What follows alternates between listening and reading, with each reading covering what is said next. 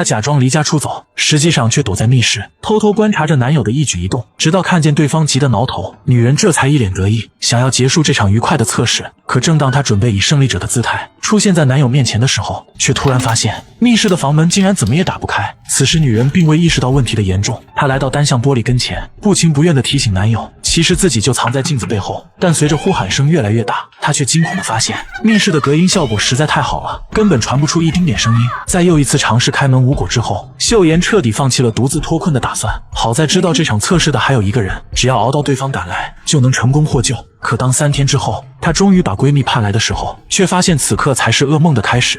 잘 지내고 있어? 나 취했어. 홈페이지 같이 숨이고나 그래. 까먹고 싶은 거. 열쇠를 내가 좀 바꿨어. 그럼 용서 못할 짓을 저질러.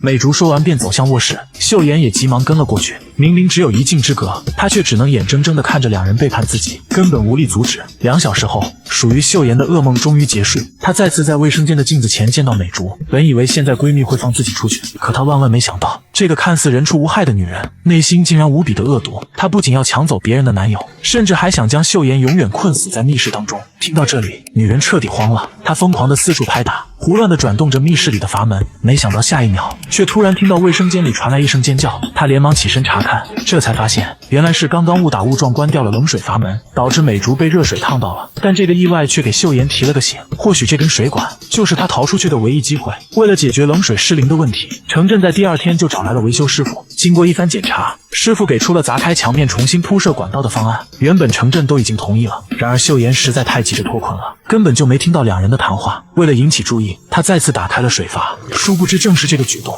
竟让师傅误以为管道一切正常，而本该获救的秀妍也彻底丢掉了这次宝贵的机会。由于女儿已经失联1周了，原本还认为这是场恶作剧的母亲，也终于察觉到了不对。她告诉程振，自己已经报警了，警方将会在今天下午对她和秀妍的住处展开调查。程振闻言有些惊讶，他感觉岳母是在怀疑自己，但想到下落不明的女友，即便心中有再多不满，他还是咬着牙答应下来。警方的调查自然是一无所获，毕竟就连程振自己都不知道这栋房子里还有个密室，对方更不可能往这方面去想，因此针对这起案件的调查也彻底陷入了僵局。随后的几天里，程振逐渐迷失在美竹的温柔乡里，而无助的秀妍则是靠着从密室中找到的过期泡面勉强维持着生机。只是每晚做噩梦时，她都会不自觉地流下2行悔恨的泪水。直到某天早上，岳母忽然找到程振，因为他在女儿留下的视频中发现了一条重要线索，原来秀妍失踪那天身边还有另一个人，只要能够找到对方，那就一定能够查出秀妍的下落。然而岳母说了那么多，程振却一个字都没听进去，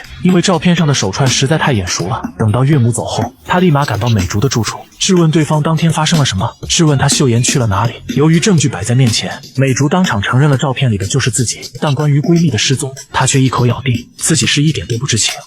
언니가 시켜서요. 언니가 자기 빈자리 땜빵하라 그래서 한 거고.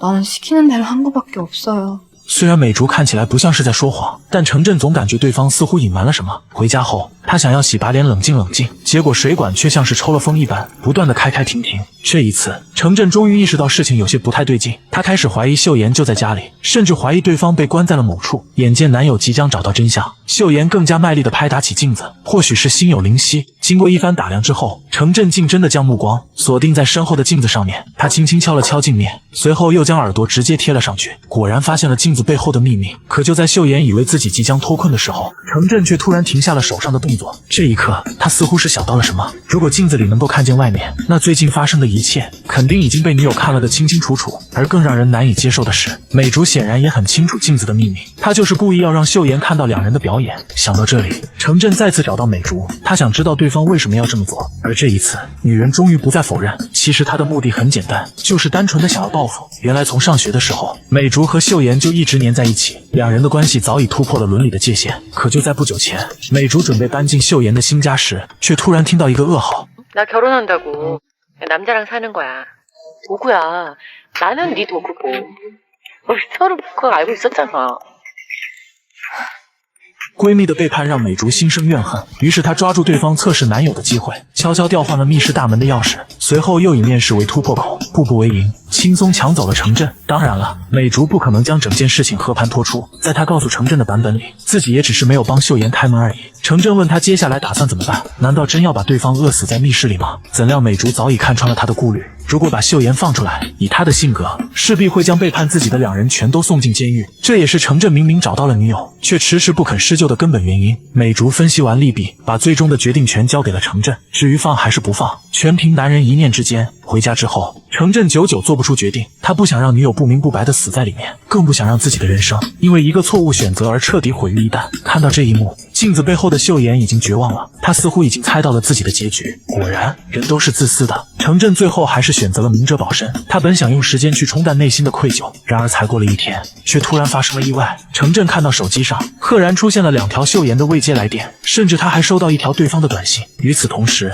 美竹同样也收到了闺蜜的短信。惊慌失措的2人立马聚在一起，但他们却产生了巨大的分歧。美竹认为密室的钥匙还在自己手中，秀妍不可能逃出来。城镇则认为对方既然能发短信，那密室一定是发生了什么变故。眼见2人谁也无法说服对方，只好一起回家看个究竟。而作为他们的顶头上司，秀妍妈妈自然也在第一时间收到了2人的请假申请。可当她听到这个消息，却瞬间面色大变，因为之前的2条短信其实都是她发的。根据2人的反应来看，秀妍的失踪分明跟他们脱不了干系。就在她思索着该如何找到女儿的时候，匆匆赶回家的2人已经打开了密室的大门，一路走到尽头，他们终于发现了倒在地上的秀妍。美竹拍了拍闺蜜，在确认对方还活着后，总算是松了口气。然而下一秒，她就被一双小手死死抓住了脖子。美竹害怕极了，拼命挣开了对方的束缚。看着闺蜜一点点逼近，她连忙央求城镇一起离开，结果却被对方一把推到了墙上。此刻秀妍终于看到了逃出去的希望，她颤抖着伸出右手，而城镇只是稍作犹豫，就立马拉起了女友，不去理会倒在一旁的美竹。2人一瘸一拐的离开了这间永生难忘的密室。虽然只在里面待了10几天，但在秀妍看来却像是过了1个世纪那么久。城镇本打算帮他报警，可女友却直接拒绝了他的好意。秀妍让他去准备点吃的，自己则是以胜利者的姿态来到浴室。他知道美竹此刻一定站在镜子背后，好不容易互换了角色，现在必须让闺蜜也好好享受一番那种被关进笼子的无助。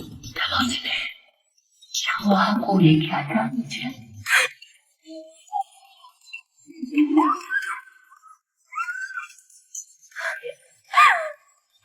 休整了一段时间后，秀妍再次回归到正常的生活，而她和城镇之间的感情似乎也没有受到任何影响，只是相较于以往的日子，她现在每天又多了一份特殊的工作。